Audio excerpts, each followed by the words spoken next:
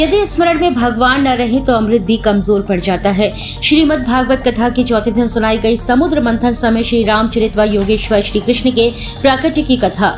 अखंड परमधाम सेवा समिति के तत्वाधान में आयोजित श्रीमद् भागवत कथा के चतुर्थ दिवस महामंडलेश्वर स्वामी ज्योतिर्मयानंद ने श्रीमद् भागवत कथा में जड़ भरत चरित्र, समुद्र मंथन, प्रहलाद चरित्र, मर्यादा पुरुषोत्तम श्री राम चरित्र व अंत में योग योगेश्वर श्री कृष्ण के अवतरण की कथा को विस्तार के साथ सुनाया। उन्होंने समुद्र मंथन में अमृत पीकर भी देवताओं के कमजोर पड़ने की कथा सुनाते हुए कहा कि यदि स्मरण में भगवान न रहे तो अमृत भी कमजोर पड़ जाता है।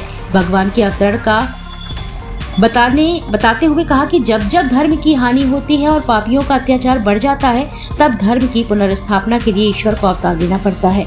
कथा व्यास महामंडलेश्वर स्वामी ज्योतिर्मयानंद ने श्रीमद् भागवत कथा का रसास्वादन कराते हुए बताया कि भगवान कहते हैं कि मैं केवल मंदिरों में ही निवास नहीं करता हूँ, बल्कि मैं तो भक्त के हृदय में, उसके भाव में निवास करता हूँ। मुझे किसी महंगे और सस्ते प्रसाद व चढ़ावे से कोई लेना देना नहीं है। मैं तो केवल भाव का ही भूखा हूँ। मनवंतर की व्याख्या करते हुए उन्होंने बताया कि भगवान वेद व्यास जी ने भविष्य की भी व्याख्या कर दी। उन्होंने महर्षि कर्दम के तप बल व वैज्ञानिकता की पराकाष्ठा को विश्लेषित करते हुए बताया कि उन्होंने मन की गति से चलने वाले विमान का आविष्कार कर दिया है।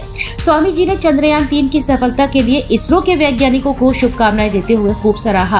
उन्होंने कहा कि पूरे विश्व में भारत को विश्व गुरु बनाने का काम मोदी कर रहे हैं।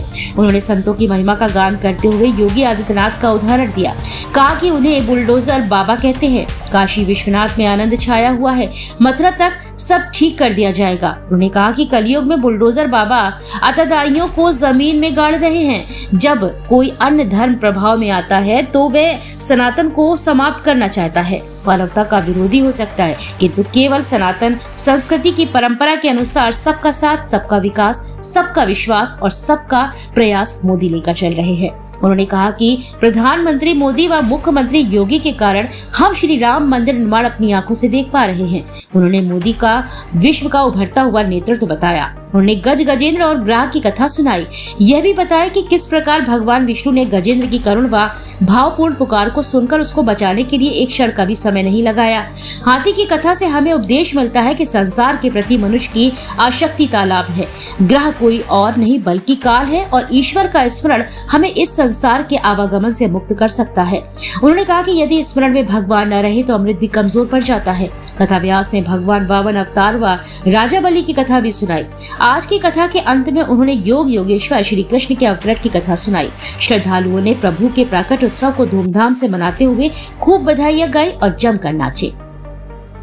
इस अवसर पर आयोजन समिति के अध्यक्ष अनूप अग्रवाल, महामंत्री पुनीत अग्रवाल, पूर्व महापौर रामतीर्थ सिंगर, श्रीमती ममता अग्रवाल, सुरेश गुप्ता, भरत भट्टा, डॉक्टर राजकुमार व्यास, श्रीमती उमा व्यास, आरती सोनी, श्रीमती मधु गुप्ता, श्रीमती माधुरी, ओम प्रकाश शर्मा, परीक्षित, यश, दीप निरंजन, सिद्धनाथ टंडन, राम नारायण शर्मा, इंदु अरोरा, अवधेश पाठक, अरुण अग्रवाल, विनोद भट्टा आदि उपस्थित रहे।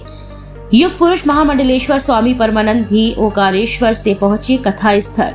युग पुरुष महामंडलेश्वर स्वामी परमानंद भी ओकारेश्वर से कथा स्थल पहुंचे। उन्होंने बताया कि अयोध्या, वाराणसी, महाकालेश्वर और अब ओकारेश्वर भी सुंदर बन रहा है। बाबा रामदेव ने योग को जनमानस तक पहुंचाया। भगवान शंकराचार्य जी ने धर्म का प्रचार विश्व में किया, वही हम कर रहे हैं। अब चूहे ने पिटारी को काटा तो पर जब चूहा निकल के भगने लगा तो सांप बहुत दिन का भूखा था, उसने चूहे को निगल लिया। भगवान ने कहा तुम समुद्र मंथन करो। मंथन तो बिना असुरों की सहायता से अमृत तो निकलेगा नहीं। असुरों के सहयोग से ही अमृत प्रकट होगा, पर अमृत देवता ही पिएंगे, ये मेरे पर विश्वास करो। भगवान ने विश्वास दिलाया। देवताओं को हिम्मत बंदी, प्रस्ताव लेकर असुरों के पास गए स्वर्ग में और सारी कथा बताई। उस कथा के अनंतर समुद्र मंथन प्रारंभ। बोले यो यूयम तदनुमोदभ्यम यदिच्छन्त्यासुरासुरा न सर्वम्भेण सिद्ध्यन्ति सर्वे अर्था स्वान्तस्थितः।